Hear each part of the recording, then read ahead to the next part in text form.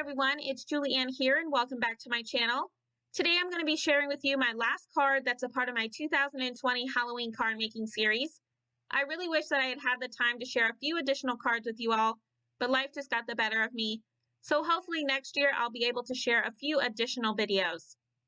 Today I'm going to be sharing with you how I created this Halloween inspired mermaid card.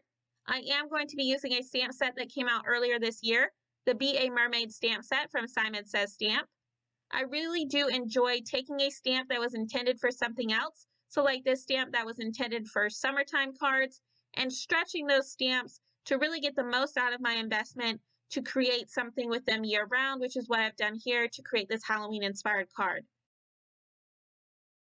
So I'm going to be starting off this card by stamping both of the mermaid tails that are included in this set, and I'm going to be stamping them both using some Versamark ink onto some Bristol Smooth watercolor cardstock, because I do plan on heat embossing both of them using some gold embossing powder. Now off camera, I also stamped out a bunch of the waves that are included in this set as well, but instead of using gold embossing powder, I'm going to be white heat embossing those waves. I just thought that the white embossing powder would go better with the blues that I was going to be coloring in the waves, and I used the gold for the tails because I knew I was going to be coloring those in the color black. Once I have all of my images embossed, I'm then going to start working on my coloring. Now, unlike all of my other videos, I'm not going to be doing Copic coloring today. I am going to be using my Karin Brushmarker Pros. I just love how vibrant and colorful these markers are. I'm going to be starting out with the mermaid tails first, and I'm going to be using the black marker to color those in. In order to get some shading with just that one marker, I'm going to be adding the color on one side of the tail, and then I'm going to be using my blender pen in order to blend that color throughout the rest. Doing this will make sure that the side that I initially added the color to is going to be a lot darker than the other side. Now I will do this for both of the mermaid tails, and once they have both had some time to dry, I'm then going to come back in and add my second layer of color.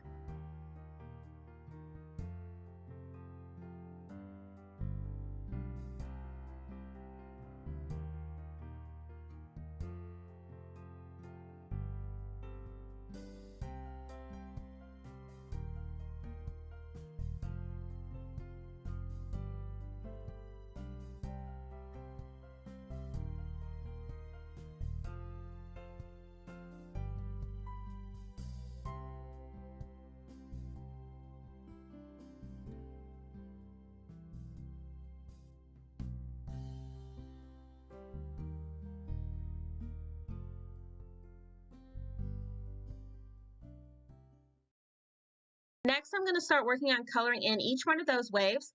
And to color them in, I'm going to be using 3 different blue markers. I'm going to be using sapphire blue, royal blue, and finally indigo blue. And I'm going to be using a variety of each of those 3 colors in each wave image.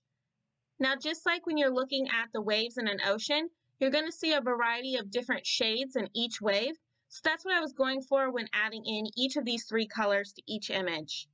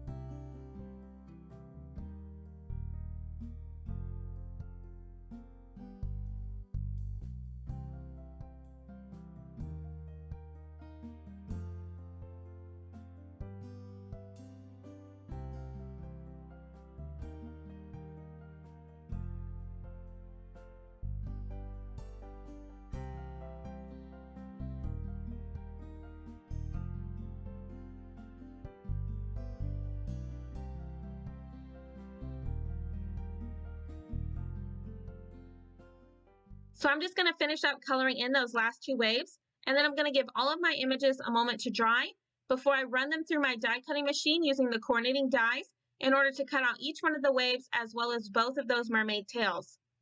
Once I have all of my images laid out and I have a pretty good idea of where I want everything to go on my card, I'm then going to start working on creating my background. My thought for my background was I really wanted to create a nighttime sky that was a little bit spooky since this is a Halloween card. And to achieve this, I'm going to be using the Circle Spotlight stencil as well as the Outdoor Scene Builder stencil set from Honeybee Stamps. I'm going to be taking the smallest circle mask that's from the Circle Spotlight stencil, and I'm going to be placing that on my background since that's where I'm going to want my moon to go. So this mask is going to prevent me ink blending over that area while I'm ink blending in my clouds. I'm going to be taking the cloud stencil and I'm going to be doing some ink blending. I'm going to start out by using Wilted Violet. Once I have those clouds all the way down my background panel, I'm then going to line that stencil back up on the already ink blended clouds, and I'm going to be going back over them using some black soot. And that's going to make my clouds super dark like they would be if it was a nighttime scene. In order to darken up my background even more, I will end up ink blending each one of the edges using that Wilted Violet and that black soot as well. Once I'm happy with how my sky looks, I'm then going to remove that circle mask that was masking off the area for my moon. And now I'm going to place the stencil over that area and I'm going to be ink blending the moon in using some mustard seed. This is going to give me a really bold and bright yellow moon right in the center of my background.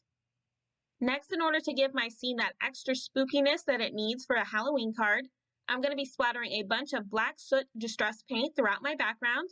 And in order to add a little bit of sparkle as well, I will be splattering some Perfect Pearls in the color Perfect Pearls. Once I give my background a second to dry, I'm then going to start working on assembling everything together. Now I have already decided where I want each of my images to be, so I am going to start off by adhering my waves down first. Now I have temporarily adhered some of the waves together using some washi tape, so that way it's just easier for me to move them about and add some adhesive to them and then place them back in the same position where I had them.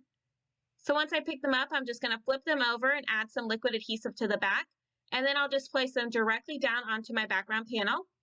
Once I have that first group of waves adhered down, I'm then going to do the same thing for the second group. And then in order to trim off any excess that I have on both sides of my background panel as well as the bottom, I'm just going to be using my paper trimmer.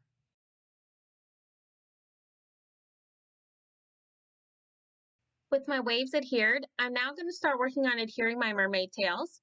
To give my card that little bit of added dimension, I am going to be popping them up using some foam adhesive squares. Now in order to make them look as though the tails are coming out from the waves, I'm just going to be tucking both of those tails inside of the wave die cuts. Once I have both of those adhered, I'm then going to work on adding in my sentiment. I'm going to be using an older stamp set from Simon Says Stamps as well, and this is If the Hat Fits. I love this stamp set. And I'm going to be stamping the sentiment, "We all have a bit of magic in us." I thought it was perfect for my card. And I'm going to be stamping that sentiment onto a piece of yellow colored cardstock. With my sentiment all stamped out, I'm now going to start working on finishing up my card. I'm going to be adhering my background down to my card base first, and I'm going to be adhering that down using some liquid adhesive. This is definitely a bigger size than the normal slimline, but I really don't mind because honestly, I plan on keeping this card for myself. I have my craft room decorated with all Halloween goodness all year round, so it will fit in perfectly with my decorations. I will also be adhering my sentiment down to my background as well, and I'm just going to be tucking that under one of the mermaid tails, and again, I'm going to be adhering that using some liquid adhesive. For the inside of my card, I'm going to be stamping both mermaid tails again. I'm going to be placing my card back inside of my Misty, and then I'm going to line up both of the images at the bottom of my card, and I will be stamping them down using some Catherine Pooler Grape Crush ink.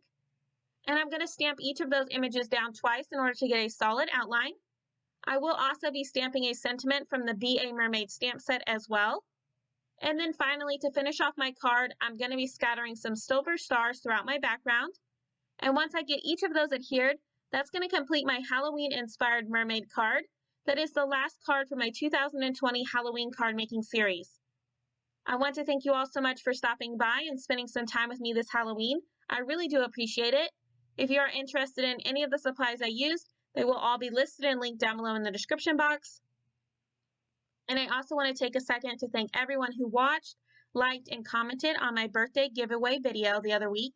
I loved reading each of your comments, as well as all of your birthday wishes. It really meant so much to me and made my day so special. I was so blown away by all of you that I decided that I was going to have 4 winners instead of just the 2 that I mentioned in that video. I was able to gather some more goodies together for the extra 2 winners. I do have all 4 winners listed down below in the description box as well. And the winners are, drumroll please, Karin, Beth, Christine, and Terri. Now I do have your info and your last names listed down below, just in case there are multiple people with the same names. And I do have my info as well on how to contact me in order for me to mail out your prizes. Again, I want to thank you all so much for participating. I really do appreciate it, and I loved all of your comments. Finally, to finish off this Halloween card, I hope you all have a wonderful day. I'll see you next time. Happy crafting, and of course, happy Halloween!